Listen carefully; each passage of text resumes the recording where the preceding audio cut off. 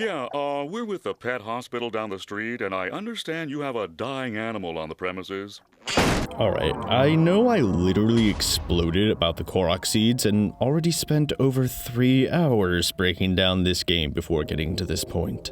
But this right here is what makes me the most angry and, frankly, worried about Breath of the Wild. More on that worry in the conclusion to this multi-part part 3. This is what I despise the most about this game. I love stories. They're what got me through so much of my life, be it history, mythology, or the fiction we all know and love. I've even dropped a few subtle hints to me making a story of my own, but holy goodness. Breath of the Wild's story context, its world building and all that is the literal worst I've seen in any medium. It's pathetic. There's no other word for it. Sorry that I'm kind of dropping my mask of objectivity yet again, but I simply cannot believe that this level of vapid and shallow story context was allowed. Even if the entire game is uninterrupted downtime, even if the gameplay is deterministic busy work, if the rewards are useless or non-existent, if the game sets itself up for spoil sport players by allowing you to break puzzle design, which is exacerbated by all its other freedom elements, repeats content over and over, foregoes all structure from game design 101, including a basic flow channel which makes the world mechanically empty just so it could be completely open and free. All of that could be ignored if the world they allowed you to explore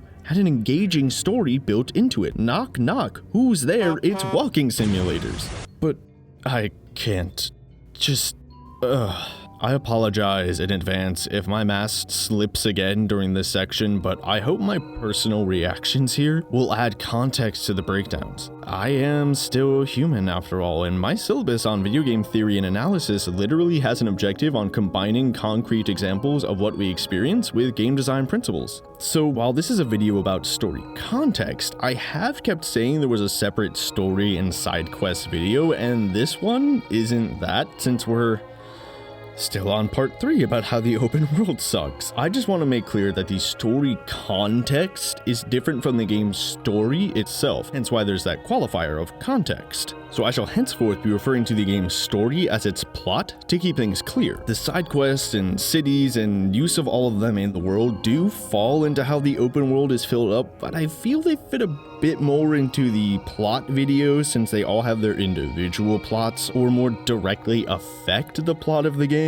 They're kind of like in between the open world and the plot, so to keep this already broken up video from being even more broken up, they're lumped into the plot instead. So for example, the plot of Horizon Zero Dawn is Aloy seeking information on her past as she saves groups from the ravages of an evil faction while realizing the villain behind it all, with individual side quests adding to the world and giving context to that plot and why it matters. Both Horizon and Breath of the Wild's plots may or may not be directly tied to the random bits of story you find around the world, but those random bits are what make the plot more engaging, while the cities and side quests are more like a set for a play, which should be counted along more with the plot rather than just random background context details. Again, they're kind of like in between. Now, I hate world building, as anyone who's seen the first few minutes of my part 1 saw, but it's pretty dang essential when it comes to making an engaging open world game. All those tiny notes in The Witcher, the ruins of ancient cities in Horizon with clear but long forgotten purposes, this one burned farm in Fallout, Last Vigil in Skyrim, all these are locations that give context, that build a world, and add to the main plot, that make exploration worth it beyond the base mechanics of jumping and how those evolve over time. Too often, a game's fictive world is taken for granted. A generic backdrop for scripted plot events. Game designers should more rigorously engage with the complex, interdependent relationship between the fictive world and story events. The events of the plot, the game story, are made possible by the existence of a larger fictional world in which the story takes place. At the same time, the story events themselves help to flesh out and inform the fictive world. Designing fictive worlds means paying close attention to the narratives such worlds inspire, and vice versa. Together, these two elements of game narrative create an artificial context where game experience acquires narrative meaning. Breath of the Wild's complete lack of gameplay design that I've shown and will continue to break down means it has to stand on context to give the world a reason to be explored. If the main theme is player freedom, a game has to nail the environmental storytelling because that's the majority of what we'll be experiencing since we're just exploring, not being dragged along through a linear plot. I don't need to find any statistics to show we're wandering around locations more than we're sitting in a cutscene. I mean, I doubt anyone would argue that. But Breath of the Wild simply doesn't get this right, instead just repeating the same 3D models and saying it had a purpose when there really is nothing there. It doesn't show anything to imply this world is ruined and only shows one part is destroyed, and even then not well. Then the serene nature comes in and ruins any more possibility for this world to engage you or convey anything with its theme of a post-apocalypse. Nothing anyone in the world is doing makes up for that, as they don't seem affected by the end of the world at all. The largest landmarks are just as empty as the smaller ones and only leave space for people to flood in fan theories and do Nintendo's job for them, when that only shows that there's nothing to discover. Yet again, we see Breath of the Wild unable to meet one of the basic tenets of game design, but this one specific to its chosen genre. The setting contributes more to the entertainment value of an adventure game than settings in any other game. Whether it's grim and depressing, fantastic and outlandish, or funny and cheerful, the setting creates the world the player explores and lives in. For many players, the setting is the reason for playing adventure games in the first place. When deciding to create these videos, the biggest struggle I had was how on earth I was going to structure this section. I can fit specific game theory principles here around repeated circular enemy camps. I could break down lock and key level design for the upcoming level structure video, but after I decided to actually do this and journalistically jotted down my tens of thousands of words of notes, I had so much to complain about, with so many places about this subject, and I didn't want this to just be me running down that list of things that I thought were stupid. Maybe following some clockwise pattern from the Great Plateau, or like an alphabetical list, or going region by region to explain why so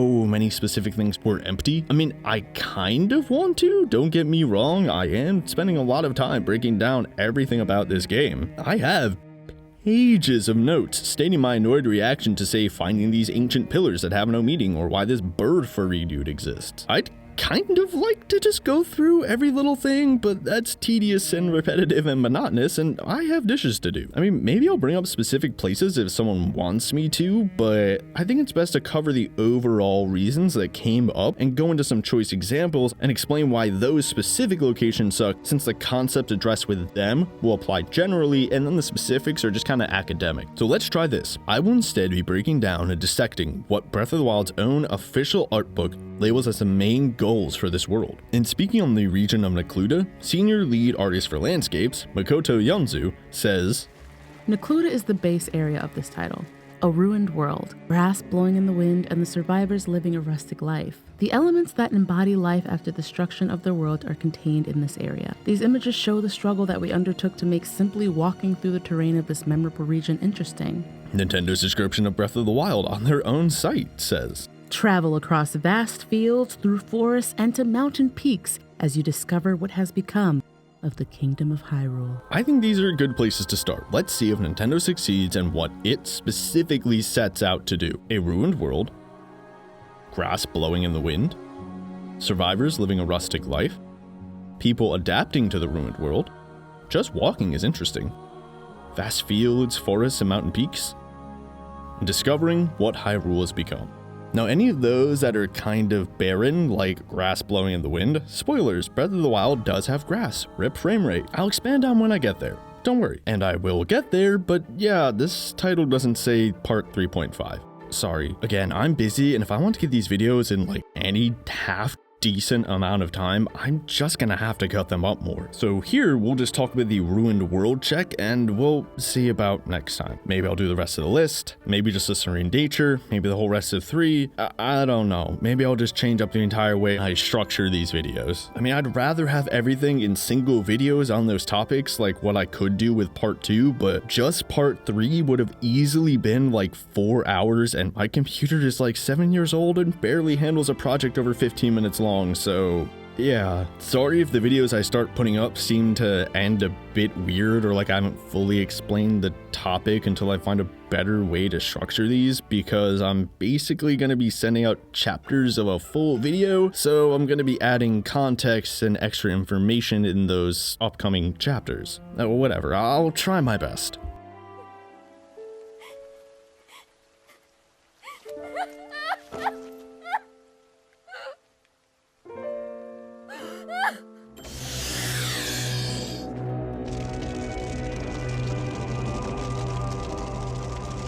Michelle, I don't regret this, but I both rue and lament it. This is one of the things I hear trumpeted the most about this game. Post-apocalypse. Post-apocalypse. It's fine if there's nothing because the world is ruined. Paging Dr. Fallout. Paging Dr. New Vegas. I don't think I need to cite just how many stories are in this game and how much environmental storytelling that game has, despite being made in only 18 months, while being rushed by Bethesda, using plenty of recycled assets, being set in a literal desert and coming out 7 whole years before Breath of the Wild. It's kind of New Vegas's entire selling point, and it helps prove the adage that I trumpet when critiquing other people's work that we're writing for our readers, not our lore. In a similar vein to just because the designers meant to put X in there doesn't mean that X is good. Saying the world has to be boring because it's post-apocalypse doesn't mean it's not still boring. Night scenes in a movie aren't all pitch black. We'd rightfully complain that we can't see anything, despite the excuse that it's dark in the story. Like I went into in my very first video, everything has to conform to the necessities of its medium. Let's take a quick look at that aforementioned farm in Fallout New Vegas, or Beef Ranch. We see plenty of ruins in this game. Some are gas stations, others random houses or camps, soda bottling plants, skiing resorts, vaults, all sorts of things. Some have stories, and some have none, but all make sense in the world like a gas station on a road. Seems obvious. Well, duh, that's where a gas station should be, but like I said, some designers take that for granted. Even still, it might seem a bit odd to have a farm in the desert, but hey, deserts have plenty of unnecessary golf courses soaking up water, so it's not impossible. So just on first glance, it's clearly destroyed, par for the course for Fallout, but the animals are still around. Also makes some sense. This is their home and it's been safe. The bombs fell a while ago, and you can argue that the animals would have moved on by now, and maybe the game's sacrificing some realism so it makes its world more interesting, but you could then counter that the ruined barns provide shelter, so why not stick around? Maybe these aren't even native cows and are just wild Brahmin that moved in like the Bighorners. Perhaps not perfect, but all of this makes sense in the world based on general logic. So, is there a direct story? Well, yes. And in that, we learn that this beef ranch wasn't built back then, or at least survived long enough that it could still be used. We find a couple of tattered journal entries saying that someone was going crazy, believing the animals were gonna eat them. I mean, it's a 2-headed cow. Yeah, that's kinda creepy. Hit yourself, Jimmy. If a cow ever got the chance, he'd eat you and everyone you care about. There are also scary things in this now frightening wasteland, so someone going crazy does make sense. Then you find another note saying that this person's parents went to an NCR camp. Then another saying that they went to go find their parents, but they were ghouls and this person had to kill them. That explains the graves and why that person said their parents wanted to eat them along with the animals. You could also argue that the syntax of this note implies this person wasn't a full adult and maybe more around like 13 to 15, but again, that's debatable. Or at least that's the order I found the pages. A little more direct than Last Vigil's purely environmental storytelling, but still a contained location that makes sense to the world and expands upon it. We don't lose anything by not seeing it, and we gain that little bit of world building to reward us for our exploration, while allowing for player freedom by having those notes not be confusing if you find them out of order. And yeah, you don't have to 100% follow game design principles for a game to be good. Not all lessons are applicable everywhere, hence why I said in part 2 that not following game design does not inherently make a game bad, and vice versa. Horizon Zero Dawn's ruined cities don't have to rely on as much direct storytelling, since they have recognizable structures to give us a grounding in the world, and thus don't require as full of an explanation. When the game first starts, the loading screen says that this is Earth.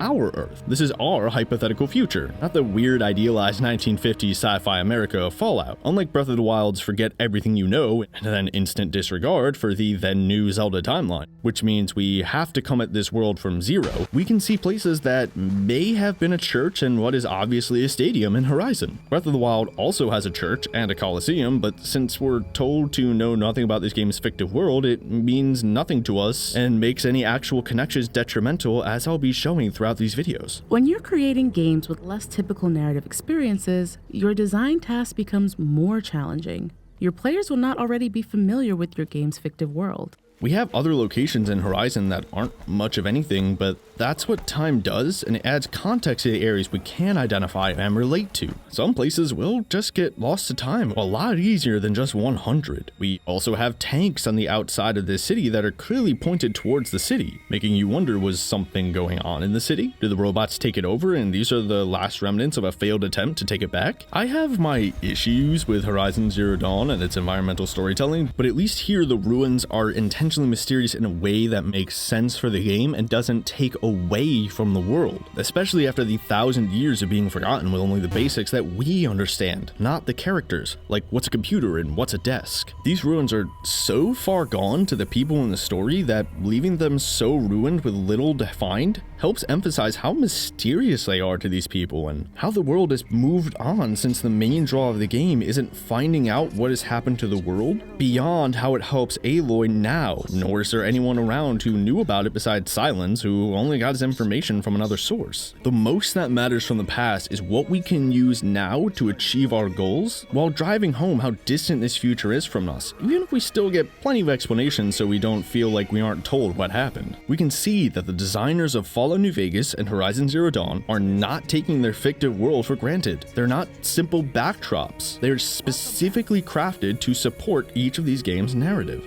Every element of a game brims with narrative potential. The narrative components of a game are not just the backstory and cutscenes. Any representational element can be a narrative descriptor, an opportunity for you to communicate the story that you want your players to experience. It's not like these things don't matter. You can't just throw something into a game and act like it's fine if it sucks because you're reading too much into it. If it's not useful for a game, don't use it. That's where this quote applies. All of this is to say, you can easily have a post-apocalypse world be full of interesting encounters, even if the apocalypse happened like 1,000 years ago and the main plot is only focused on taking things from the past to help now. But while Breath of the Wild has some ruins that are unexplained, like Horizons, and we see some flashbacks in the castle when it wasn't taken over by Ganon, but there's a reason I favorited this shot of Rivali the second I got it into my Final Cut library, because that's the absolute bare minimum when it comes to designing a ruined world. So Fallout and Horizon's world are ruined, and use that context for their stories in different ways. But Breath of the Wild? No. Check answered. Why? Simple. Rito, Zora, Goron, and Gerudo are fine. Sheikah Town, fine. Hateno Village, fine. The Lorraine Lewis Fishyland, however you pronounce that, fine. None of them seem to be impacted in the slightest by this calamity. Nobody feels the need to build more walls to protect themselves, which is especially weird since every town seems to have a monster camp a few literal stone throws away. We don't see anyone complaining about a breakdown in trade, or at least I didn't, and if that is the case, nobody seems worse for wear because of it. We don't really see these places in any way before the calamity, so I can only go off of how they look now. They don't seem to have any outlying territories that were destroyed.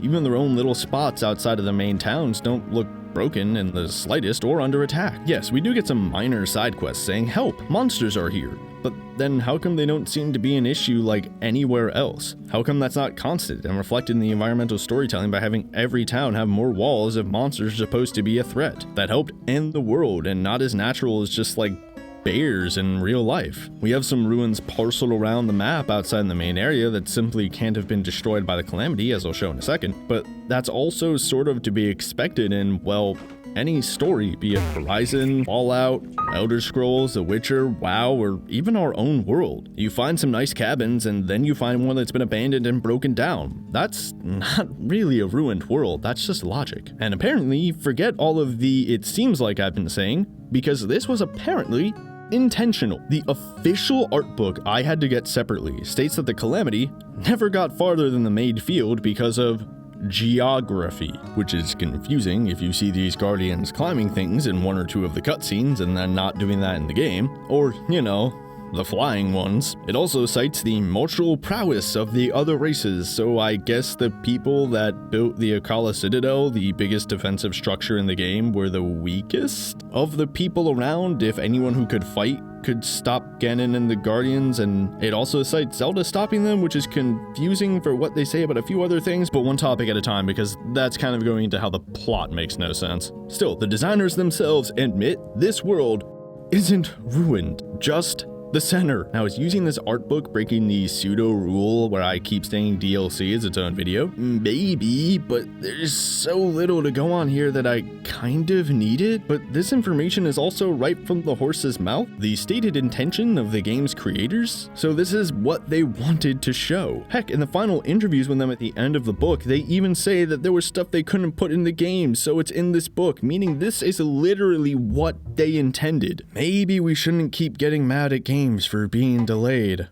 Well, anyways, let's take a look at this teeny tiny map here the designers made us pay extra to see. The dark red is categorized as destroyed, while the light orange as being only invaded. The 4 main areas you go to outside of the central zone seem fine, because they are. This is them unaffected. Pre-calamity, it's Hyrule Field and the castle that got wrecked. The wall calling itself a fort got a bit tussled up, and the citadel we can't go into has some guardians, but this isn't a ruined world. It's a world with a ruined center, but even that ruined center doesn't mean much. Are these ruins? Yeah, in the most basic terms, but most basic terms is not a 10 out of 10. Don't we deserve better than that? Finding a house and saying the house was once built, but now it isn't, is not a story. If that's literally everything. The environmental storytelling is seeing the remains of a crib in one room and a kitchen in another, but everything is thrown about like the family left in a hurry or whatever the case may be. Sometimes you find ruins in Horizon or Fallout with little to nothing beyond this was a house and now it's broken, but those are often parts of towns that have other environmental storytelling based off of our understanding of what an idealized 1950s America was, or what our world is now, or just what's going on in the game, or filled with other stories generally. It's not a story if we find a campfire and say, well, people sat here and now they don't. The story is what the people were doing here. Where did they come from? Where did they go? Why stop now? When did they leave? What were they doing when they sat here? And what were they carrying? Who even were they? Were they in trouble? Why or why not? All of that is a story. A house being ruined and having not been before is just logic. It's literally just the second law of thermodynamics. We should be able to find out more from these locations than just the basic surface level details. So let's take a closer look at the examples I've actually mentioned offhandedly. I've been bringing up a couple of places repeatedly throughout part 2 and now part 3, which are supposed to be a town, military garrison, and a market respectively. But what sells that? What shows that? This isn't like Fallout or Horizon where the ruins are based off of either a fictional version of 1950s America or our own world. This is a fantasy land. We're not in Kansas anymore. Yes, much of Hyrule itself, not like the Gorons or something, or based off of Western European fantasy, which many of us know well, thanks Tolkien. So yeah, we can guess what looks like a house and how that may have looked like, but we weren't given some basic idea as to how these specific places looked beforehand and what was going on there. If we were just shown these locations without the game flashing a name, would we really know what these places were? I doubt it, as we'll see. It would all just be interchangeable piles of bricks, or maybe we'd say this was a town, but so what? A Colosseum being a Colosseum isn't a story. It'd be kind of boring if Gladiator or Spartacus was just pictures of the Roman Colosseum, wouldn't it? All these ruins are specifically needed to convey their environmental story since they're in the area outlined by the art book as ruins, so they can't hope to be buoyed by other story in their respective areas like existing towns, especially since there are so few side quests and actual characters commenting on what's going on in here. Now, are these areas in Necluda like the quote I mentioned? No, but that was the base area for the whole world and what they were trying to show. So it means the ruined world should reflect these principles, especially the part that is said to be the most ruined. Now, before anyone says, well, you just didn't pick the best locations, each of these locations should have something to sell itself. I'll be getting into things like the Gerudo statues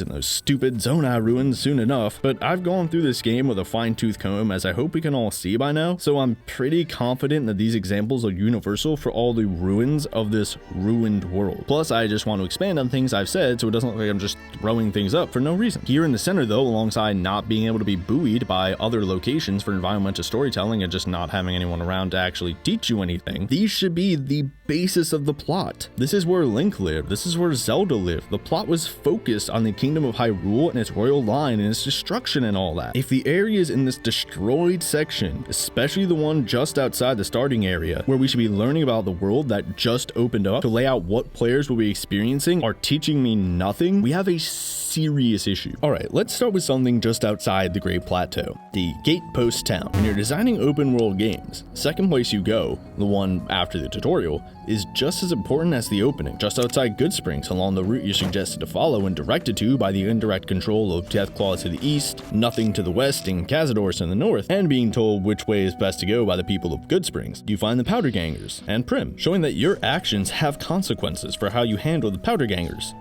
and introduces you to the NCR, one of the major factions in the game. That's dang important to reinforce what you just learned. You're gonna have a lot of talking with people and dealing with specific factions who you may have to fight, all of which expand the scope of the plot. So does Breath of the Wild do that? No. You find two people fighting some monsters you fought before if you even choose to go that way. Granted, you can go in any direction, and there is some indirect control of the king telling you to go to Kakariko Village, so maybe one way is better, but that's not an excuse, and means the developers should have made all directions good if they're not going to stop the player from going in any direction. Plenty of people went towards Gerudo Town because it was the closest to the edge of the map. Others went towards Death Mountain because it was the highest point. Oh my gosh! Death Mountain.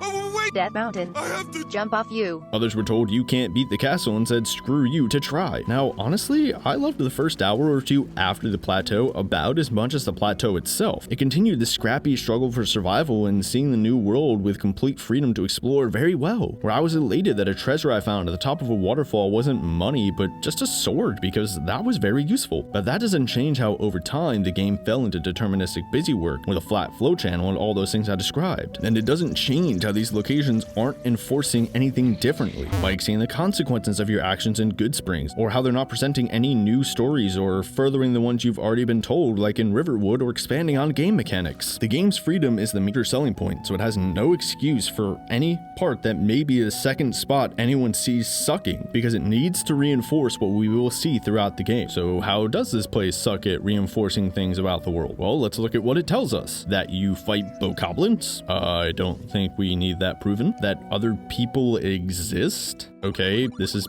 basic stuff. They're looking for treasure with barks no better than someone from Final Fantasy IV on the SNES, and you have AI that makes them defend against attacks. Yeah, I can assume there's treasure, and you have AI that we've had for years. This doesn't show me a ruined world, since these people don't seem to be having any trouble walking around defending themselves in the most ruined area, like how there are fewer random people walking around the robot-infested ruins of Horizon Zero Dawn. Heck, one of them even says the other person's a wimp, so like, clearly this area isn't that dangerous. That's it. So much for the first actual people we see giving any type of context to the world. Let's look at the ruins themselves. So this is what the game calls a ruin for Gatepost town ruins, huh? Pretty sure a town needs more than 3 buildings, man. We've got one with walls still standing and 2 others atrophied down to nubs. There's still some florid parts and, like a window or 2, but that's it. What sells this is a town. Where are the living quarters, a bed, some metal tools that don't degrade as easily as wood? Something? Anything?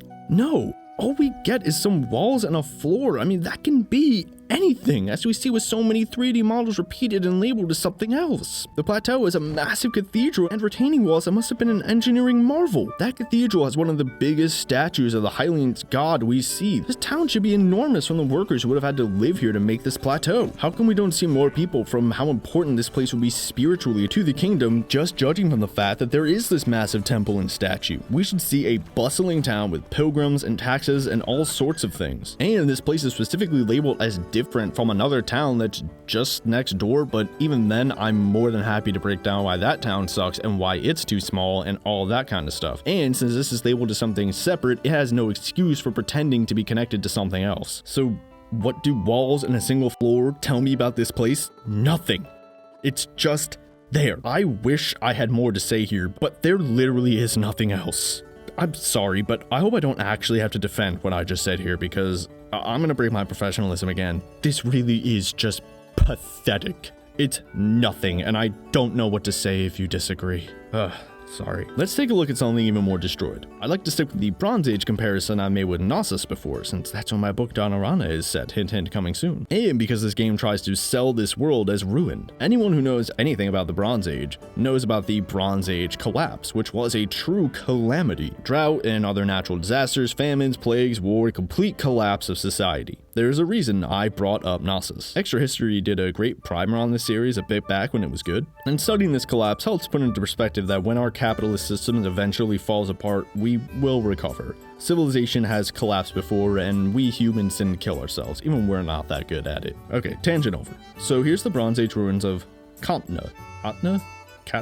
I'm just gonna go with Katna, sorry. In Syria, abandoned and left to wither away against the literal sands of time for over 2,500 years. It collapsed in the 1300s BCE and was sporadically repopulated until it was eventually abandoned in the 700s BCE. Note the different materials and colors used for buildings. Note the holes for dyeing textiles, pottery scattered and shattered, the placement of specific buildings, and the slew of smaller artifacts dug up. We have granary pits and kilns for baking clay. We have so much to go on here to piece together what this site was. Yes, some of it has been restored, but I think it's kind of telling that a place that endured a cataclysm as disastrous as Ganon and being left to time's destructive grip for 25 times longer than Hyrule's ruins gives us more information than a town in Breath of the Wild that was left for only 100. Now, am I expecting this game to have us dig through the dirt like actual archaeologists? Of course not. My first video ever was on how realism is dumb, and just about the entire game's a simulation chapter of my rules of play tells us that pursuing realism is a fallacy since it means designers will focus on that rather than proper theory. It's an unattainable goal until we can make that holodeck. Perhaps one of you is saying, wait, his first video was on why realism is dumb? A chapter in his Holy Doctrine textbook says that realism shouldn't be a focus for developers? Why is he bringing up real-world examples of ruins? That doesn't seem like a fair comparison. You're right, I did say those things. I just really love history and wanted to share it. Read more of it, people. Chances are every problem we face today has been met and solved before. But seriously, I thought it would be best to have a grounding in what ruins actually look like and how even the ones that have been abandoned for thousands of years longer than Breath of the Wild says its were can still show us more. In making Twilight Princess, Miyamoto encouraged his employees to go ride horses to get a sense for how Epona should control. Was Epona 100% realistic in that? No. And the horse riding mechanics there shouldn't be. But it seems like they didn't do the same thing for Breath of the Wild's ruins. Or maybe they did, but didn't realize that so much of the information at museums and archaeological sites that they put on plaques in front of the exhibits comes from more than simply looking at the walls. Especially, without a doctorate in archaeology. Sorry if it seems like I'm assuming what the developer did, if any of them ever hear me, but it just kind of seems that way. We shouldn't have to dig in the dirt, but we should get the same information about the area in a way that makes sense for the game. How is my world simpler than the real world? Can it be simpler in other ways? That's how we should structure our environmental storytelling. It should be as simple as seeing a box of rocket pops that look like a 1950s cereal box, and thus our brains make the rest of the connections ourselves. That's much simpler than having every player search for buried pottery. Okay, moving on to the Garrison. Alright, now this is some of what I actually want. We have a tower with arrow slits. We have some place that looks like it was a stable maybe. It's open and built a little different than the stone buildings and has a cart, so seems like it. We have some rugs, I guess, and a bed or two, a fountain for the soldiers and their animals.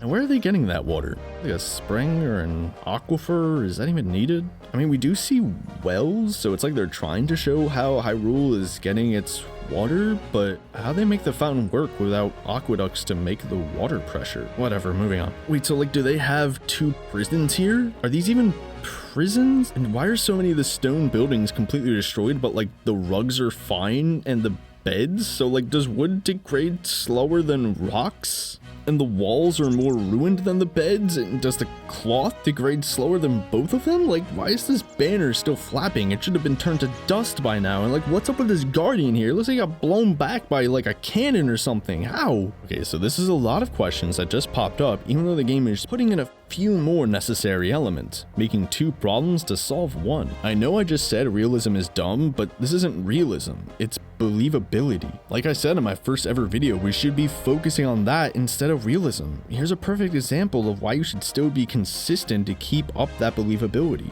If the water for this fountain was brought in or they had a well, cool, maybe I missed the well somewhere. I know the market had one, but here the fountain is just there, so implying they were transporting the water or had some pump to make the fountain flow? I mean, is this nitpicking? Maybe, but focusing on environmental storytelling means you can't decide which environmental storytelling parts count and which don't. If you're gonna put in wells at some parts to show how the people got their water, it means you have to be consistent in showing how everyone else does too. And why do they have 2 prisons here? It's unbelievable. Were these the barracks? Why have the windows barred then? I don't remember ever seeing Hyrule have a need for 2 prisons and 1 garrison from the memories. Were they in even that big of a war at the time that took so many prisoners? This is unbelievable. They were fighting the Yiga, yeah, but the Gerudo were doing so right now and they don't seem to have a single prison. There should be something saying these places had life, but if you're gonna show me more rock being weathered down and reclaimed by the elements, stay consistent and have the wood degrade more. Have only metal frames or tiny flecks of chair legs or whatever. If things degrade, have them make sense. Otherwise, it's unbelievable, especially when in conjunction with a specifically logically created chemistry system. You can sacrifice some of this for gameplay necessity, but not when it combines with other issues to make your design look lazy. And if this Guardian here got so thoroughly wrecked, be consistent on how. It looks like it may have been from the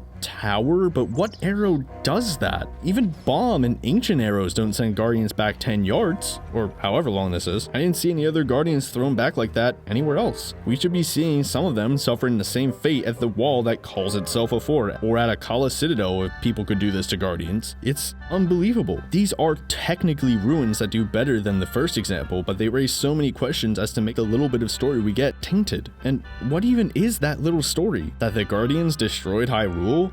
Wow, never would have guessed. Didn't know we need that told. Yes, that should be seen in the game, because being told a world is ruined and then it isn't would be dumb. But if it's all the story these places can give us, they're not doing anything. If every single person in the game said, Bowser captured Princess Peach, or any of them actually saying anything? I didn't even bring up how weird it is that a military base is less destroyed than a simple home. These are places with enemies that pose a threat to the Guardians, and are still occupied to this day. How come this didn't get the full wipe treatment? Be consistent. Speaking of, how are Guardians like refueled after 100 years? Why are some like perfectly fine while others aren't? Like some are half broken and are clearly still functional, so like where the nice ones come from? Like, are they being repaired? After at least 100 hours, I should have some damn idea and shouldn't have to go look in the art book to find that information. Whatever, I'll get more into this a bit later at the beginning of the big location section and also the enemy sections of the next video or so. I hear very often that the lack of story in this game is made up for by the environmental storytelling. Well, here I am looking at the environment story and it makes no sense. Let's hop to Rome this time for a comparison. Here's a layout of a military camp. You have walls for protection, you got your multiple entryways, your sewers, your central spaces with important supplies behind wall barracks, a well-made fort, something you can use to project power along a roadway or impose your will on surrounding cities. You could argue that the placement of the Garrison doesn't need such defenses because it's inside Hyrule's territory, to which I replied, try walking into any military base in American territory and tell me how open it is for you. Any ruin of a fort or a castle will look similarly defendable. This is as confusing as like seeing a crumpled tower made of stone 40 feet high in a camp with a poorly made palisade that isn't collapsed. You can tell the central area and that the palisade came after the tower, yeah, basic stuff, but there's an overpowering dissonance between that tower that would imply a much longer presence behind a shoddy palisade. Was the palisade built by the same people who made the tower? If so, that would imply that the palisade should be broken down too, since the attackers destroyed the much more powerful tower. So how did the people have time to make the palisade? If someone else made the palisade, why around the broken tower? And who were they? We have some basic questions answered, but we're left with more than when we started and not actually given a story. Instead, some basic logic onto which we can project something since we're given nothing. Not even some recent ruined tents behind the palisade or a broken section of it with bokoblin arrows or whatever all around to show what happened. Again, we shouldn't have to dig to the level of archaeologists to discover the fragments of swords and pottery that proved this part was a barracks and the ditches were sewers, but that's where the developers need to come in and provide us with that information in a way that makes sense to the game, just as Breakout did so long ago with its game manual.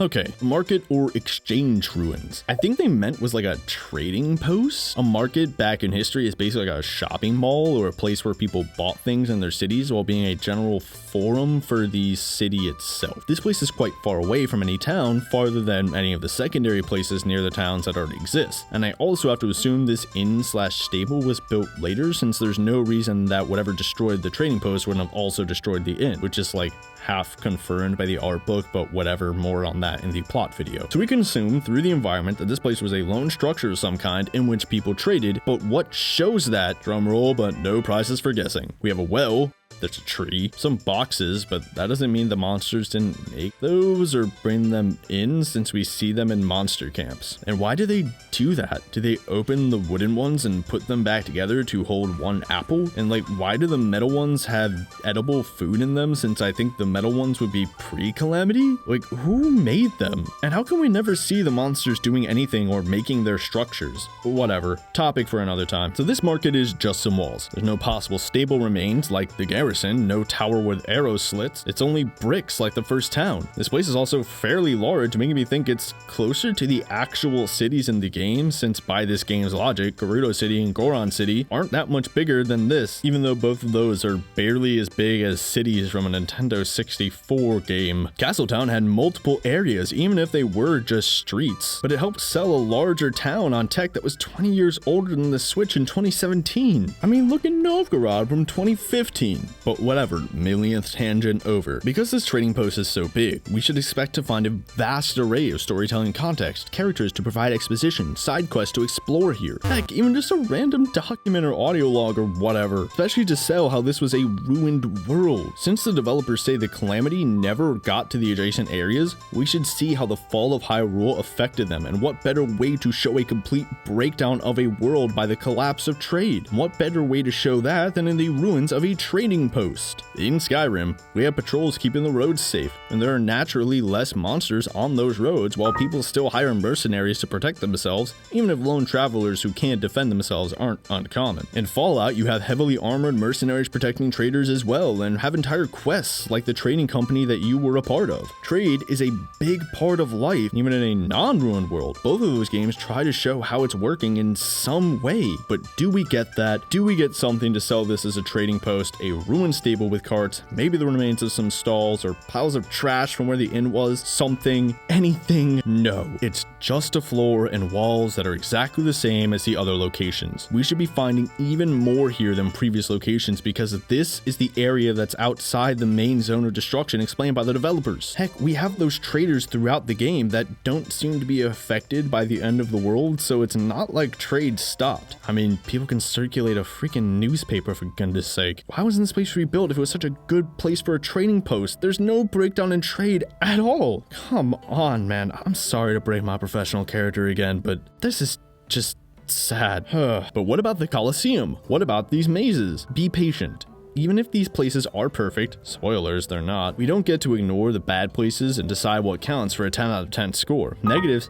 have to be counted with the positive to balance out against quality. Still, I am sorry if it seems like I'm cherry picking. I'm just trying to make a point while justifying the examples I've shown before. I'll get to the big side soon enough, but a ruined world implies that the whole world is broken, not just a few sites. And in those ruins, we should see more than the absolute bare minimum of this was someplace that was once not ruined. We deserve more than that, and it's the world building equivalent of having every NPC say you need to save Zelda. We should see where the people went about their daily lives, where they worked and slept, especially in areas that are supposed to be where all the story happened that you don't get to take part in. We should see where the military was stationed, temples, and facets of their religion. Two of these places are inside the area most directly linked to the plot. The town should carry double duty as a possible second location to reinforce what we're going to find throughout the game, but it only shows the literal bare minimum. The Garrison brings up more contradicting questions than answers, despite offering more environmental design, and the trading post should contrast how ruined the center is with the less ruined parts of the world according to the designers themselves. It should be a golden opportunity to show how times were better back then, but it contradicts how trade seems to be fine in this world. We can see plenty of these things from ruins in our own world and in other games selling themselves as a ruined world. And despite not being a ruined world, surprise surprise, this is something Skyrim does pretty well with its endlessly repeated Nordic ruins. It's clear that most of them were burial sites. Some have other purposes, but 99% of the time, they have at least one room with the Draugr in coffins or interred in the walls or whatever the case may be. We do have elements of realism sacrificed for design necessities, like having all the torches lit, but we can see from the bodies, their placement, the areas for embalming with the ancient tools, that these ruins were burial sites without being told to that. We can conclude from this alone that the ancient Nords had a supreme reverence for their dead, as we learn from their afterlife in Sovngarde, and seem to favor necropolises more than these standard burials. and that tells us something about their culture, especially since so many of them are buried in their armor or with their weapons. That reinforces what we then learn about their beliefs towards battle and their afterlife. Perhaps they had plenty of cemeteries that just got lost to time beyond Falkreath and that one other smaller one, but these necropolises are everywhere and just as, if not more impressive than the temples in Skyrim's current major cities. Some of them are as impressive as the castle in Windhelm, which we hear was built by the ancient Nords as well. This game could have easily just put these enemies in an empty room with none of those tools and make the walls look exactly like a dwarven ruin with no slots in them for corpses or places to prepare bodies and etc., and simply called it a necropolis. But the designers put in the effort with those details to sell that this place was, in fact, for the dead and their preparation, making the Draugr enemies believable in the game's world. But if other games did this better than Breath of the Wild, or something you and I can actually go see that was left for thousands of years longer in the desert with looters and random people pinching materials for buildings and etc., can show us more than the repeated 3D models in Breath of the Wild, then the designers failed to show a ruined world, since they actually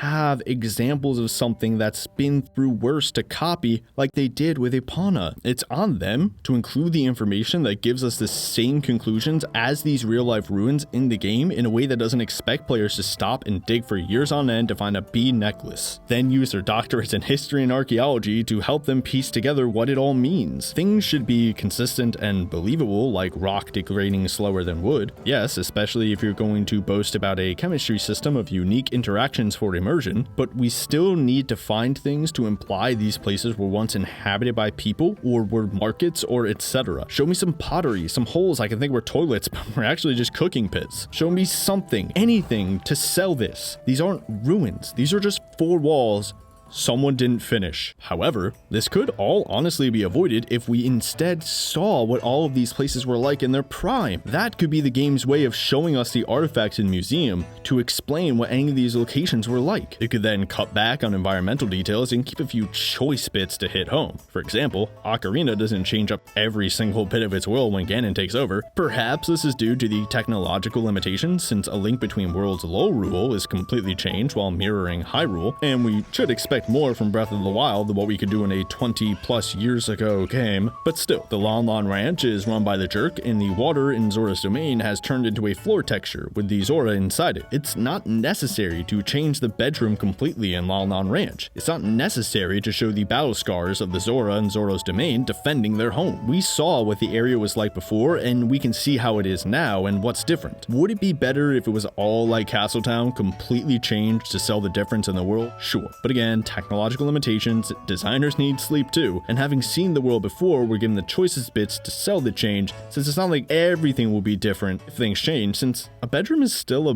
bedroom no matter what's happening, so I mean, why totally change it? But that's why the game deliberately shapes some of its landscapes and locations to resemble previous Zelda locales. Maybe, but forget everything we know about Zelda. Okay, game, I'll do that. But even if it didn't say that in Breath of the Wild's descriptions, then this world still makes no sense. We run into the Garrison problem again. The game is showing us more questions and not answering the ones it set up. Why is the Temple of Time not near the castle like it was in Ocarina? Is the Rito city supposed to be Dragon Roost Island? If so, why is it not in the top right quadrant? Is the island actually Death Mountain, since Dragon Roost Island is a volcano? Also, didn't the Zora evolve into the Rito? So why are they both here? So it doesn't make sense before or after the timeline Nintendo made and instantly gave up on. So these locations can't stand on their own. There's a reason Nintendo still showed us Lorule being ruined and Hyrule not being, instead of just plopping us in Lorule and saying this place sucks. At most, you can say, oh, this is like Lon Lon Ranch. That's cute, a little Easter egg. But that's not a substitute for an actual cohesive world. I'll get a bit more into this in a later video about those big places I mentioned, but still, the game expects us to know what we know about Zelda and puts these places in as Easter eggs or not, which raises more questions than it answers. It chucked continuity in the bin with Breath of the Wild the second after they made it. So much for actually caring about your story. If you give up on it the second fans get confused about you actually wanting to make the previously fairly disconnected games with hints of continuity actually work, which,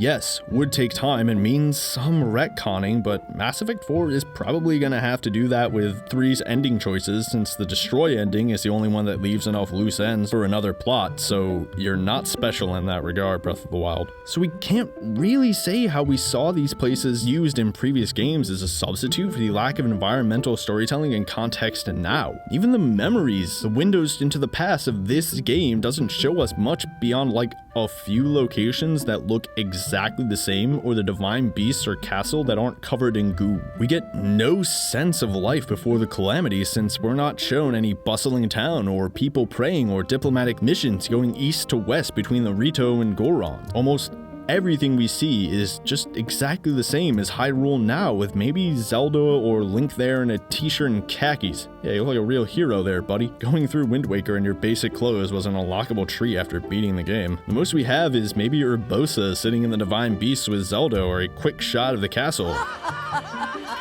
That's nothing. In Ocarina, half the game is set in the past, and the next is after Ganon wins. Same with A Link Between Worlds between Lorule and Hyrule. Seriously, if you want a more open Zelda game in a ruined world, Link Between Worlds already did it. We're left only with the environmental storytelling here, and I'll get more into the memories and the specific plot and side quest video. Sorry I have to keep saying I'll get more into another video, but it's just how it is. I don't like it any more than you. I wish I could release just one 29-hour long video. And anyone who says this separate art book I've been forced to get, or the DLC makes up for things not being in the game, I'm so sorry you were born in a time when we don't get mad about that anymore. Alright, let's wrap this up, as I think I'm losing my voice. Perhaps you can point out a few places where that's not the case, like this big hole in a mountain that shows it was probably made by a divine beast blast, but like, so what? We already know Ganon took them over, so what difference does that make? We should see some of the scars of battle against him, or maybe the experiments they did with the divine beast and stuff, so having this is just as basic as having ruins in a ruined world, so can't really be praised. Or this little hut in the mountains here that has some guy say he can't figure out this puzzle and maybe implies he dies there,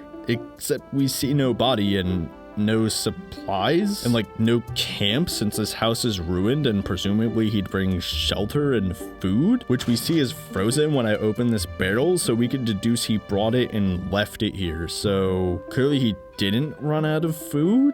So did he die? Also, how the hell is this snowball not melting in the water? So much for your impressive chemistry system. I guess it is just one mistake, but then again, we don't get to choose what works for a 10 out of 10 and what doesn't. Still, see the issue here? There is something I can break down for everything, so I'm positive the general issues I bring up with these locations can be applied to all of them. Okay, so, a ruined world? No, it's not a ruined world.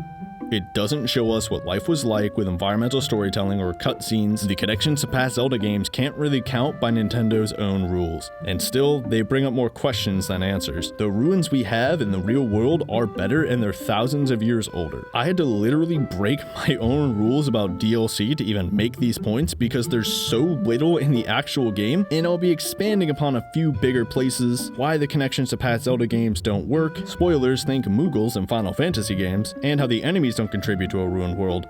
But you can add parts of those sections to here if you feel I didn't make the X on this box thick enough. If you can't answer basic questions about the history of your world and the motivations of your characters, it will show in your work, and people will see it for what it is: unimaginative. Always remember, if it's not real to you, it's not real to them. So until next time, be sure to work on your dreams, because you can do it, whatever it is. Also, like, I have a Twitter, I guess. I don't use it, but like, if you want to message me to tell me I suck, you go ahead and do that.